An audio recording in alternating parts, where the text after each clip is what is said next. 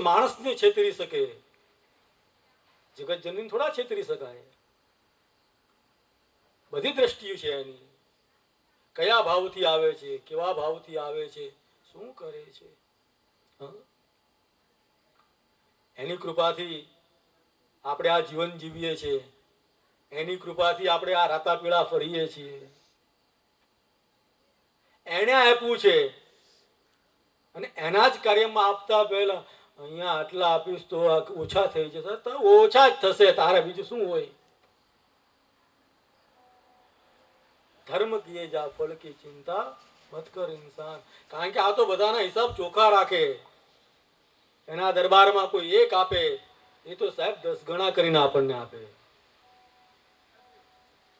તમે 10 વાપરો એ તમને 100 કરીને આપે. તમે 100 વાપરો એ તમને 1000 કરીને આપે. પણ એ પ્રેરણા એ એની કૃપાથી થાય છે. તમે કથામાં ગયા હશો, કથા સાંભળી હશે, તો આવા સદવિચારો આવશે કે સત્કર્મની અંદર આપણે સહભાગી થવું જોઈએ. કોઈ માતાજીનું કાર્ય હોય, કોઈ ભગવાનનું કાર્ય હોય, એના આપણે સહભાગી બનવું જોઈએ. આપણે કરાવી ન શકીએ તો કઈ નહીં. આપણે એકલા હાથે કે આવી દેવી ભાગવત કથા આપણે આપણા આંગણે કરાવી શકીએ એ સંભવ નથી. નથી શક્ય કે બધા કરાવી શકે. પણ એટલું તો શક્ય છે જ, કોઈ કરતું હોય ત્યાં આપણે સહભાગી તો બની જ શકીએ. બે વાત મને પૂજ્યપાદ મોરારી બાપુની ગમે છે કે બે વસ્તુ છે જે આપણા હાથમાં નથી અને બે વસ્તુ છે જે આપણા હાથમાં છે. એમાંની પહેલી વસ્તુ એવી છે કે હરેકનો સ્વભાવ એવો નથી કે જેનાથી તમારું મન પ્રસન્ન રહે અથવા તો તમે ખુશ રહો. બીજાનો સ્વભાવ એવો નથી કે જેનાથી તમે ખુશ થઈ શકો, પણ તમે તમારો સ્વભાવ એવો બનાવી શકો જેનાથી બીજા ખુશ રહી શકે. આપણે આપણો સ્વભાવ એવો બનાવી શકીએ કે જેનાથી બીજાને દુઃખ ન પહોંચે, બીજાની આંખની અંદર આંસુ ના આવે. એ આપણા હાથમાં છે.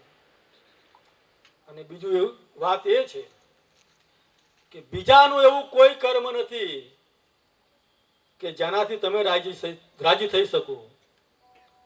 બીજું એવું કર્મ કરશે કે આપણે અનુકૂળ બને એ શક્ય નથી. પણ તમારું કર્મ એવું હોવું જોઈએ કે જે બીજાને અનુકૂળ થાય. પણ એ ક્યારે બને, ક્યારે શક્ય બને? આ પરિવર્તન ક્યારે આવે? જો કથામાં ગયા હોઈએ, માં ભગવતીના ગુણગાન સાંભળ્યા હોય તો. અને આ કથા કોને મળે? બોલે જેના ભાગ્યમાં હોય એને. આ કથામાં મંડપમાં એ જ બેસી શકે જેના નસીબમાં લખાયેલી હોય કથા. જેના નસીબમાં જ કથા ન હોય એ આ કથા મંડપમાં આવી શકતો નથી.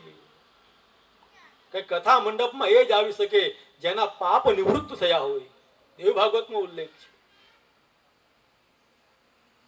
કથા મંડપની અંદર આવવા માટે એ પુણ્ય હોય તો કથા મંડપમાં આવી શકાય. જન્માંતરે ભવત પુણ્યમ તદમ સત્કર્મમ લભેત. એ જ માં ભગવતીની કથા સાંભળી શકે, એ જ માતાજીની ગુણગાન સાંભળી શકે.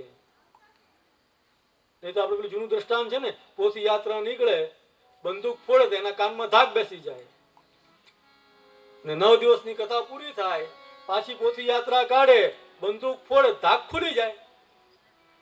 પછી 9 દિવસ કથા મંડપમાં બેઠો તો પણ શું, ન બેઠો તો પણ શું. આ તો એ જ સાંભળી શકે જેના ભાગ્યમાં લખ્યું હોય. સકલ પદાર્થ હે જગ માહી પણ ભાગ્યહીન નર પાવત નાહી. આજના સમયમાં ગામડે ગામડે કથાઓ થાય છે, ફળીએ ફળીએ કથાઓ થાય છે. બધા એમ કે કલિયુગ ખરાબ છે. અરે સારામાં સારો સમય આ છે.